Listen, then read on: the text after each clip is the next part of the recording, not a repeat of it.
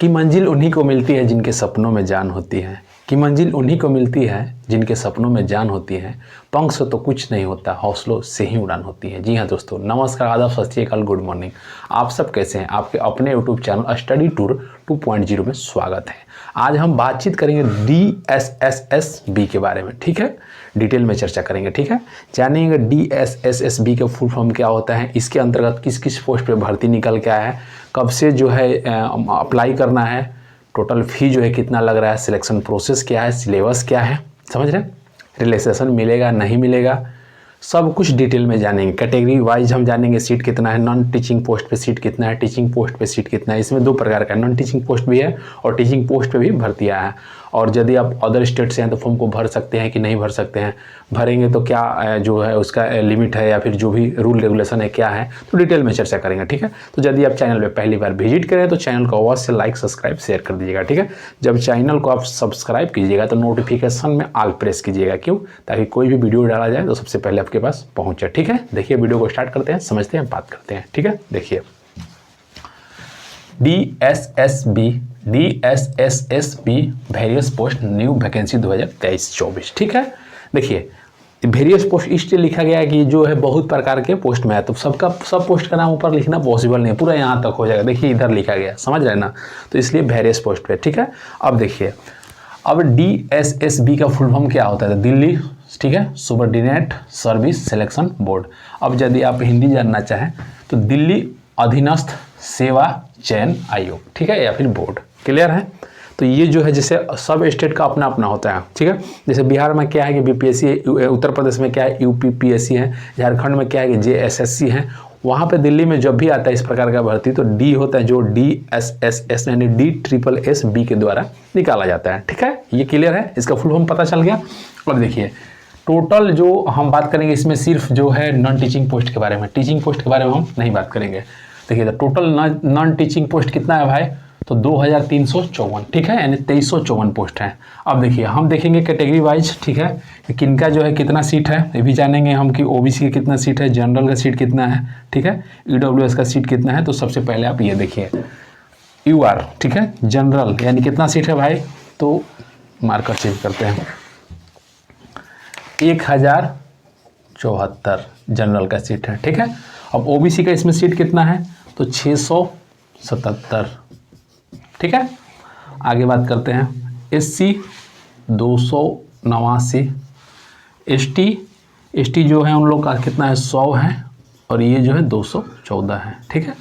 सबका सीट एक बार देख लीजिए, जनरल का 1074, OBC का 677, SC का 289, ST का 100 और EWS का 214।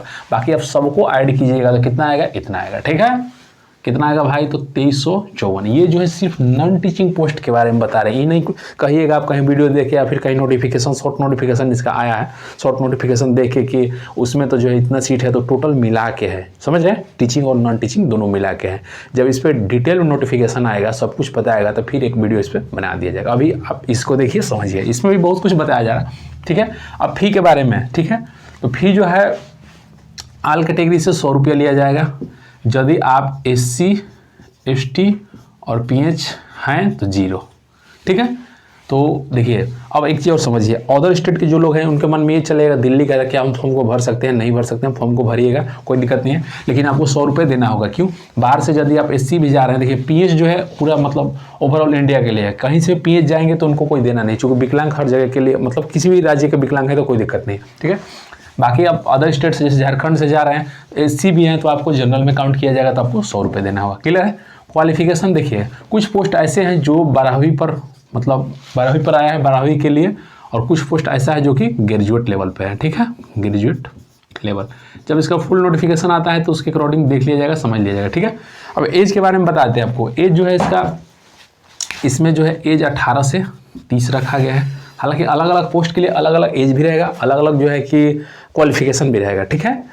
तो लेकिन मिनिमम 18, मैक्सिमम 30। अब रिलैक्सेशन, यदि आप OBC है वहाँ का तो भाई जाइएगा, तो बाहर से तो आप जनरल में काउंट होगा 3, SC ST है तो 5, और विकलांग है तो कितना, 1 मिनट, 3 5, हाँ, विकलांग है तो 10 साल की छूट दी जाती है, क्लियर है। चलिए एलिजिबिलिटी, कौन फॉर्म को भरेंगे, देखिए ऑल इंडिया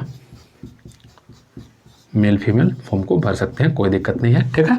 अब एग्जाम सेंटर देखिए, ये जो फॉर्म है दिल्ली का है, तो ऑलरेडी यदि दिल्ली का है तो आपको पता है कि दिल्ली में जाके आपको एग्जाम देना होगा, ठीक है। चलिए एग्जाम सेंटर दिल्ली, ठीक है। जॉब लोकेशन वहाँ का, जैसे मान लीजिए आप बीपीएससी क्रैक कीजिएगा तो आपको बिहार में आके जॉब करना होगा ना जी, तो ये भी दिल्ली, ठीक है। अप्लाई के बारे में, हाँ मेन मुद्दा जो है अप्लाई के बारे में आप जान लीजिए कब से अप्लाई करना है।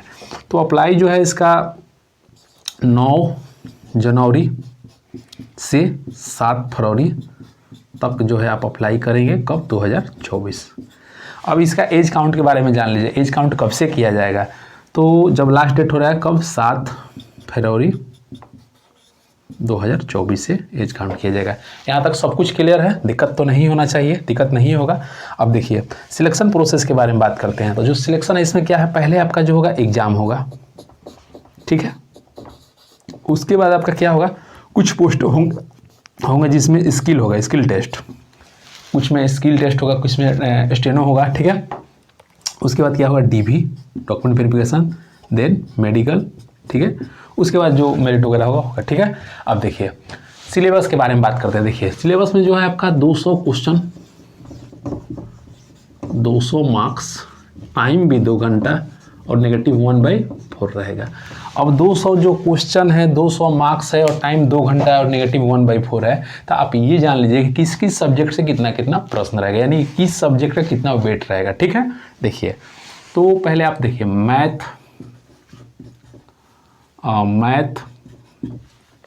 रीजनिंग, जीके, जीएस, हिंदी और इंग्लिश। देखिए ये एसएससी जीडी का सिलेबस है। सिर्फ इसमें क्या है कि जैसे उसमें क्या है एसएससी जीडी में कि हिंदी इंग्लिश ऑप्शनल हो जाता है, या तो आप हिंदी लीजिए या फिर इंग्लिश लीजिए। इसमें जो है ऐसा नहीं, आपको दोनों लेना होगा, ठीक है। दोनों लेना नहीं बल्कि आपके सब्जेक्ट में है, आपको दोनों का पेपर देना होगा। तो देखिए मैथ से कितना क्वेश्चन रहेगा, तो 40 क्वेश्चन, ठीक है, 40 क्वेश्चन। रीजनिंग से कितना क्वेश्चन रहेगा भाई, तो 40 क्वेश्चन, और इससे भी 40, और यहाँ से भी 40 क्वेश्चन, और यहाँ से भी 40। सबको ऐड कीजिएगा तो कितना होगा, 200। और मार्क्स जो है आपका इसका बताया गया ये भी रहेगा वही सेम, और 40 मार्क्स यहाँ से, 40 मार्क्स, 40 मार्क्स और 40 मार्क्स।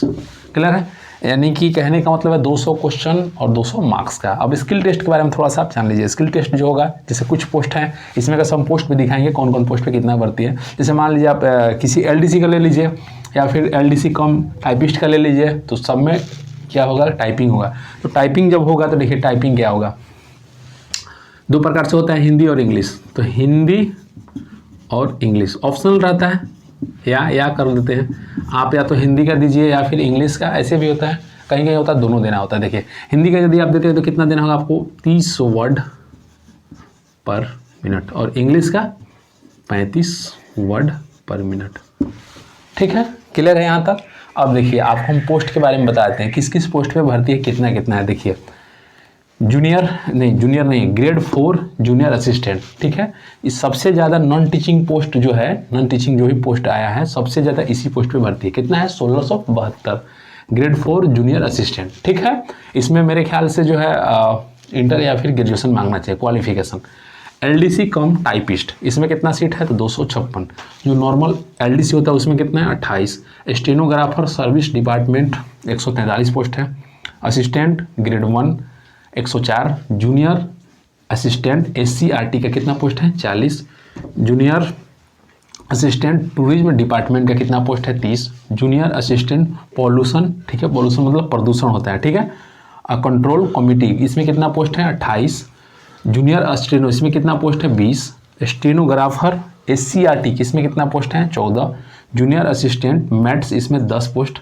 स्टेनोग्राफर, ठीक है, grade 2 5 post. Junior stenographer Hindi 2 post. Junior stenographer English 2 post. अब पोस्ट देख लेते हैं कितने प्रकार का है। देखिए 1 2 3 4 5 6 7 8, ठीक है, 8 के बाद में 9 10, उसके बाद में 11 12, ठीक है, 13, 14, यानी कहने का मतलब है कि 14 प्रकार का पोस्ट है और ये जो 14 प्रकार का पोस्ट है टोटल को मिला के नॉन, ये जो कहने का मतलब जो 14 प्रकार का पोस्ट है और नॉन टीचिंग पोस्ट है सबको मिलाया जा रहा है, तो कितना हो रहा है भाई टोटल 2354। ठीक है, ये शॉर्ट नोटिफिकेशन के आधार पर बताया गया।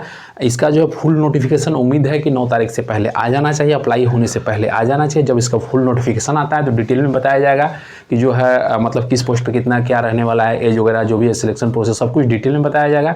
यदि आप चैनल पे पहली बार विजिट करें तो चैनल को अवश्य लाइक, सब्सक्राइब, शेयर कर दीजिएगा। मिलते हैं नेक्स्ट वीडियो में, तब तक के लिए जय हिंद।